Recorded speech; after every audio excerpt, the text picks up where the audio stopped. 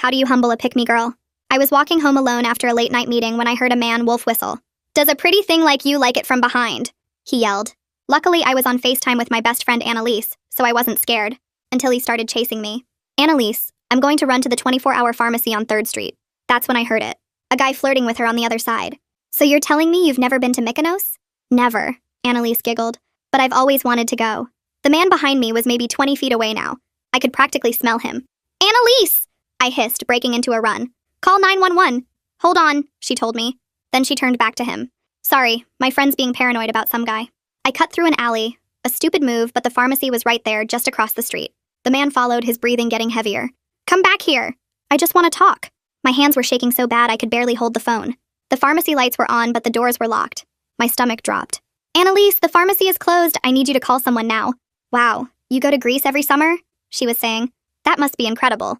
I tried calling 911 myself while running, but my fingers were shaking too hard. Eventually, the call went through, but immediately went to hold. Your wait time is approximately 12 minutes. 12 minutes. I might not have 12 seconds. Annalise! I screamed into the phone. He has a knife! Shouldn't you help your friend? The guy on Annalise's end said. Sounds like she's in trouble. Oh my gosh, you're so right, Annalise said, suddenly animated. I'm so sorry, that's so thoughtful of you to notice. Let me just... I heard fumbling. Hello? 911? My friend is being chased by a man with a knife on 3rd Street near the CVS. The man was 10 feet away. I grabbed a garbage can lid, the only thing I could find. He lunged. I swung the lid and caught him in the jaw, sending him stumbling back. My legs were burning, but I kept running, where maybe someone, anyone, would be driving by at 4 a.m. They're sending someone, Annalise said brightly. Then to the guy. You were so sweet to remind me. I get distracted sometimes. Where are they? I gasped, looking behind me. The man had gotten up and was following again, but limping now. How long? She wants to know how long, Annalise repeated, like she was ordering coffee. Uh-huh. They said about 8 minutes. There's a big fire downtown, so... The man grabbed my hair from behind, yanking me backward. The phone flew out of my hand, skittering across the pavement. I could hear Annalise's voice. So anyway, Mykonos, would you take someone with you? I bit the man's hand hard enough to taste blood. He cursed and let go. I dove for my phone, my knees scraping concrete. On the screen, I could see Annalise sitting at some bar, leaning toward this guy, twirling her hair around her finger. Tell them I'm on the corner of 3rd and Bryant, I screamed. The man grabbed my ankle. Did you hear that? The guy at the bar asked. Oh, she'll be fine. Annalise waved her hand dismissively. She gets anxious. So tell me more about your yacht. I managed to scramble into a 24-hour laundromat. The man was right there, pushing against the locked door. Please, I begged the woman. Call someone. Anyone. She fumbled for her phone, speaking rapid Spanish to someone. The man gave up pushing and started walking around, looking for another entrance. They're 2 minutes away, Annalise said suddenly. The police, I mean. Oh wow, is that a Rolex? 2 minutes. The back door was already splintering. It's a Patek Philippe, actually, the guy said. You have good taste. The door gave way. The man stepped through, his face completely calm now, almost serene. I backed against the washing machines, gripping a bottle of bleach someone had left behind. You shouldn't have run that far, he said with a grin. That's when we both heard it. Sirens. Annalise was still on speaker. Wow, Patek Philippe, that's even nicer than a Rolex, right? The man lunged. I threw the bleach in his face and ran, bursting out of the laundromat just as 2 police cars screeched up. The cops tackled him as he came out after me, his eyes streaming from the chemicals. The next morning, I went to Annalise's apartment.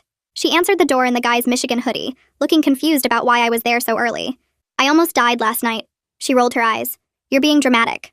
The cops came, didn't they? That's when something inside me snapped. You want to know the truth? I asked. Men don't notice you because you're special. They notice you because you're easy to manipulate, because you'll literally let your best friend die for their attention. And when they realize you have nothing inside you except for desperation and a ran-through coochie, they leave. I didn't realize it yet, but my comments had stung Annalise, and she wanted to use them to ruin everything I had. Her eyes went cold and hard like glass, and for another second I just stood there watching her face change from hurt to something else, something worse. She stepped back and grabbed the door with both hands and slammed it so hard the walls shook, and a picture frame fell off the hallway wall behind me. I could hear her inside throwing things, something glass breaking, then more crashing sounds. My legs felt weak as I walked down the hallway to the elevator, my hands shaking so bad I missed the button twice before hitting it. The elevator took forever, and when it finally came, I leaned against the wall inside, my whole body trembling from everything that had happened in the last 12 hours. Outside in the parking garage, my car sat 3 rows over and I walked to it slowly, each step feeling heavy. I got in and closed the door and just sat there gripping the steering wheel, my knuckles white. 10 minutes passed before I felt steady enough to put the key in and start driving. The streets were mostly empty on Sunday morning, and I drove home on autopilot, taking the same route I always took. At my apartment building, I parked crooked and didn't bother fixing it. Inside my place, I went straight to the couch and collapsed onto it, still wearing my jacket and shoes. Everything from last night hit me in waves. The man chasing me, his hand grabbing my hair, the taste of blood when I bit him, throwing bleach in his face, and through it all, Annalise just talking about that guy's watch. My stomach felt sick thinking about how she kept flirting while I screamed for help. The words I'd said to her kept playing in my head too. Mean words, but true ones. My body felt heavy and exhausted, but my mind kept racing. I forced myself to get up and go to the kitchen where I found some crackers and made myself eat 3 of them, even though my stomach turned at the thought of food. Then I grabbed my keys and headed back out because I needed to file the police report while everything was still fresh. The police station was 20 minutes away, and the whole drive there my hands kept shaking on the wheel. Inside the station, the lights were those awful bright white ones that hurt your eyes and made everything look harsh. The officer at the desk gave me forms to fill out and pointed to some plastic chairs. My hand cramped from writing every single detail about what happened, where I ran, what the man looked like, how tall he was, what he said, everything I could remember. After 40 minutes of writing, a woman in a dark suit came over and introduced herself. "I'm Detective Donna Curry," she said, shaking my hand firmly. "I'll be handling your case from here." She led me to a small room with a table and 2 chairs and sat across from me with a notebook. "These cases can take time," she said, looking at me with kind but serious eyes. "If we catch him, he might make bail." She asked me more questions, going over everything again, and I told her about the laundromat and the woman there who called someone, about throwing the bleach, about Annalise being on FaceTime the whole time. When I finally left the station, it was afternoon and I drove home feeling drained.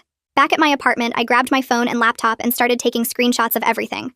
The FaceTime call log showed 47 minutes, starting at 3:52 a.m. I scrolled through Annalise's Instagram and found her posts from last night at the bar, one at 4:11 a.m. showing her and that guy, another at 4:23 a.m. of their drinks. My fingers moved without thinking, saving everything, organizing it into a folder on my desktop. The screenshots felt like proof that I wasn't crazy, that this really happened the way I remembered it. Later, when the sun was going down, I picked up my phone to text Annalise, typing out a message about needing space and boundaries after what happened. I hit send and watched the delivered notification pop up, but no read receipt appeared. 5 minutes later, though, she posted an Instagram story of her getting coffee with some girl I didn't know, both of them laughing at something on her phone. She'd seen my message for sure. That night, I couldn't sleep at all. Every little sound made me jump. A car door outside, footsteps in the hallway, the ice maker in my fridge.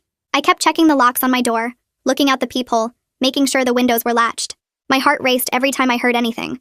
When the sun finally came up, I was still awake, sitting on my couch with a kitchen knife on the coffee table in front of me. I felt stupid, but also relieved that the night was over. Monday morning, I had to go to work, and it felt completely unreal, like I was in 2 different worlds at once. I sat at my desk trying to focus on emails, but my mind kept going back to Saturday night. Liam Goldman, my supervisor, stopped by my cubicle around 10. "You okay?"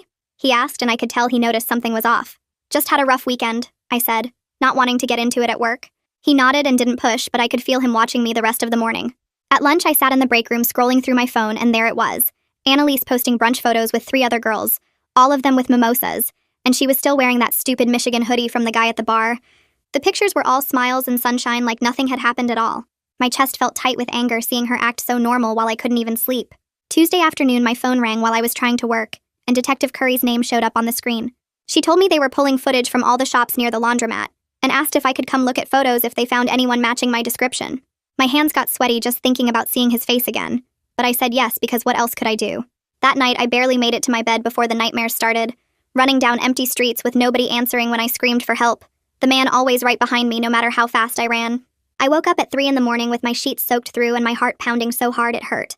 Wednesday morning, I sat at my computer looking up therapists on my insurance website, scrolling through names and photos until I found one named Nia Martin, who had good reviews for trauma stuff. The receptionist who answered sounded really nice, and when she said the words trauma counseling, my voice cracked and tears started running down my face even though I tried to stop them. She booked me for Thursday afternoon, and I hung up feeling weird about crying to a stranger on the phone. Later that day, I checked Instagram during a bathroom break and saw Annalise had posted one of those quote stories with fancy lettering that said, "When people show you who they really are, believe them," and underneath in smaller text, "Some people create their own storms." 3 different mutual friends texted me within an hour asking if we were fighting and what was going on between us. I didn't answer any of them because what was I supposed to say? Thursday morning while I was making coffee, my phone buzzed with a DM notification from Bryson Knoll, the guy from the bar with the watch. He wrote, "Hey, no hard feelings about the other night, your friend seems sweet. Hope you're okay," with a smiley face at the end, like the whole thing was some minor misunderstanding. Reading it made my skin feel tight and wrong like bugs were crawling on me. Detective Curry called again that afternoon to schedule me for a photo lineup next Tuesday, and explained that even if I picked someone out, it might not be enough without more evidence since eyewitness stuff isn't always reliable in court. The way she said it made everything feel pointless, like why was I even trying if nothing would stick anyway? Thursday's therapy appointment came faster than I expected, and sitting in Nia Martin's office was harder than I thought it would be. She had me tell her everything that happened and then taught me this breathing thing where you count to 4 breathing in and hold it, and count to 4 breathing out. For the first time since Saturday, I felt like maybe I wasn't going completely crazy, even though my hands were still shaking when I left her office. Friday morning, an unknown number called while I was getting dressed, and when I answered, it was some court clerk telling me about the arraignment date if they caught the guy, and mentioning real casual that he'd probably make bail within a day or two. The thought of him walking around free made me want to pack everything and move to a different apartment, or maybe a different city. That afternoon around 3, I was trying to focus on a spreadsheet when an email from HR popped up with the subject line regarding recent complaint. My stomach dropped before I even opened it because I knew what it would say. Someone had filed an anonymous complaint saying I was spreading false stories about a traumatic event for attention and creating a hostile work environment with my behavior.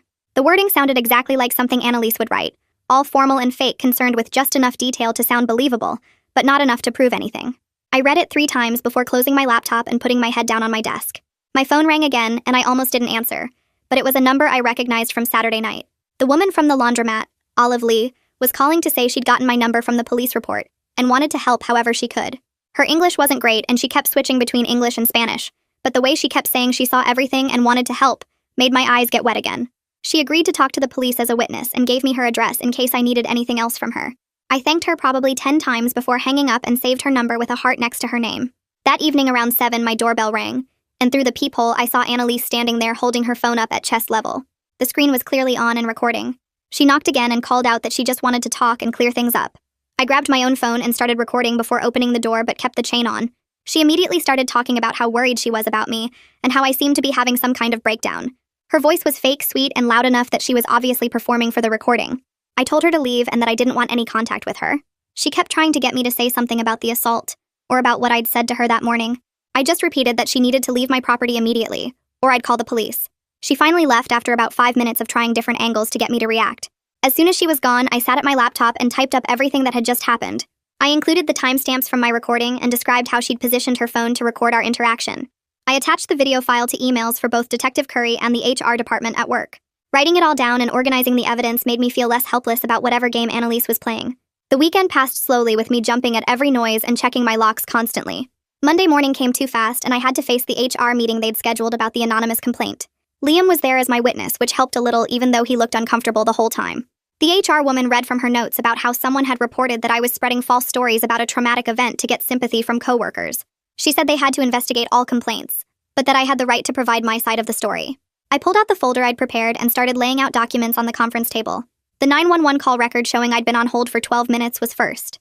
Then the screenshots of Annalise's social media posts from that night showing her at the bar during my attack. Olive's contact information came next, along with her statement that she'd witnessed everything at the laundromat. The police case number and Detective Curry's business card completed the pile. Each piece of paper felt like putting on armor against whatever lies were being spread about me. The HR woman took photos of everything and said they'd need time to review, but that I could return to work while they investigated. That afternoon, Detective Curry called and said she wanted to meet to discuss safety planning. At the station, she handed me a checklist that made everything feel both more real and more manageable. She told me to vary my routes to and from work and to share my location with someone trusted at all times. The suggestion to consider a restraining order sat heavy in my stomach. She also strongly advised staying off social media completely while the investigation was ongoing. I was scrolling through Instagram that night anyway when I saw Bryson's post about drama magnets who ruin good vibes. Our mutual friends had piled on with laughing emojis and comments about attention seekers. My finger hovered over the comment button, but I remembered Donna's advice and closed the app instead. The next morning, Olive called to say she'd thought about it and wanted to provide a written statement to support my case. She asked if the police could provide an interpreter for her formal interview, since she worried her English might not be clear enough for legal stuff. Her determination to help despite the language barrier made my eyes water with gratitude. I gave her Detective Curry's direct number and thanked her again for being willing to get involved. Wednesday's therapy appointment with Nia helped me understand some of what was happening in my head. She explained how Annalise's gaslighting was triggering my old guilt patterns about being too dramatic or needing too much. We practiced this grounding technique where you name 5 things you can see and 4 things you can touch and 3 things you can hear. It helped when the anxiety started spiraling about whether people would believe me or if I was overreacting. She also pointed out how Annalise had trained me over years to doubt my own reactions. By Thursday, I noticed something that stung more than I expected. The group chat for Marcus's birthday dinner next week had gone quiet, but then I saw on Annalise's story that they were still planning it. I'd been quietly removed from the conversation while she organized the whole thing. The social isolation hurt, but it also made me more determined to protect myself from her manipulation. That evening, I set up my phone on a tripod in my living room and started recording a detailed timeline video for HR. I went through every single thing that happened that night, starting from leaving the office at 3:47 a.m. Speaking the truth out loud to the camera felt like taking back some power, even though no one would see it except HR and maybe lawyers. I saved the video in 3 different places and emailed a copy to myself just to be safe. Tuesday night, I was washing dishes when I heard my doorknob rattling hard. My whole body went cold and I grabbed the biggest knife from the drawer. The rattling got louder and someone was muttering outside my door. I crept closer with the knife raised and looked through the peephole. It was just my neighbor from 4B swaying drunk at the wrong apartment. He finally stumbled away to his actual door, but my heart kept pounding for another hour. I went to the hardware store first thing Wednesday morning and bought an extra deadbolt plus one of those rubber door wedges. The guy at the counter showed me how to install everything, and I spent the afternoon drilling holes and screwing in the new lock. Detective Curry called while I was cleaning up the sawdust. She said the attacker had posted bail after getting arrested for a similar incident 2 weeks ago. My stomach dropped hearing he was out there somewhere. She strongly recommended filing for a temporary protection order immediately and gave me the courthouse address. Thursday morning, I drove to the courthouse with all my documentation in a folder. The forms were overwhelming with questions about addresses and employment and specific incident details.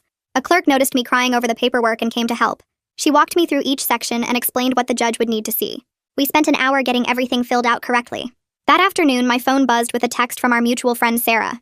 She sent a screenshot of Annalise's message asking her to pass along something. The message said, "Heard about your little protection order request. Desperate much?" Sarah added that Annalise blocked her right after she refused to send my response back. Friday morning, Liam pulled me aside at work looking uncomfortable. He warned me privately that HR might put me on administrative leave during their investigation. The thought of losing my paycheck on top of everything made me dizzy. He said it wasn't definite, but I should prepare for the possibility. I spent my lunch break calculating how long my savings would last without income. Monday morning, I walked into HR with my complete evidence package organized in labeled sections. Nia had practiced with me all weekend on staying calm and advocating for myself. My hands stayed steady as I handed over the thick folder. I requested a specific timeline for their review process, and the HR manager wrote it down.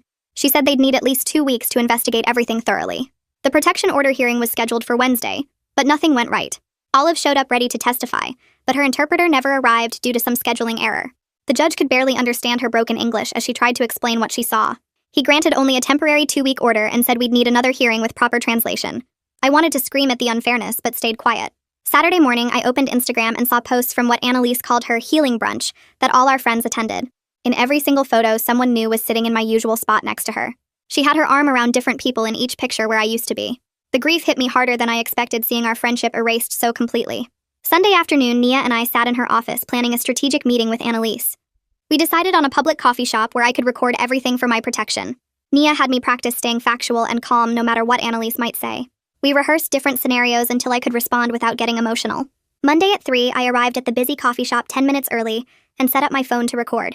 Annalise walked in wearing designer sunglasses even though we were inside.